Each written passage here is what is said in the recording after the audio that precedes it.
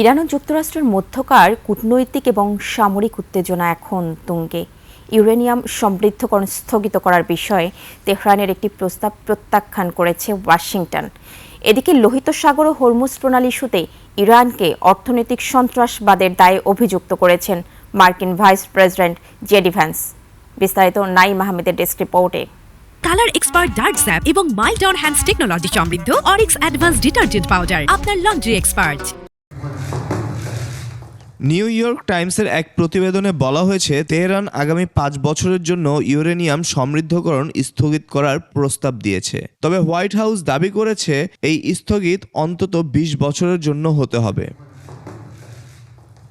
এদিকে ওয়াশিংটনে লেবানন ও ইসরায়েলি রাষ্ট্রদূতদের মধ্যকার হাই ভোল্টেজ বৈঠকে যোগ দিচ্ছেন মার্কিন পররাষ্ট্রমন্ত্রী মার্কো রুবিও। তবে আলোচনার মাঝেই কড়া হুঁশিয়ারি উচ্চারণ করেছেন মার্কিন ভাইস প্রেসিডেন্ট জেডি ভ্যান্স। কৌশলগতভাবে গুরুত্বপূর্ণ হরমুজ প্রণালীতে জাহাজ চলাচলে বিঘ্ন ঘটানোর জন্য ইরানকে দায়ী করেছেন তিনি।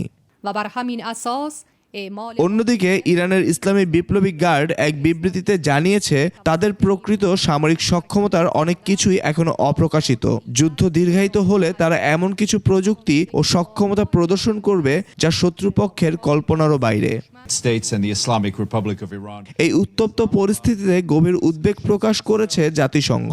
সংঘাতের পথ পরিহার করে যুক্তরাষ্ট্র এবং ইরানকে অবিলম্বে আলোচনার টেবিলে ফেরার আহ্বান জানিয়েছে তারা।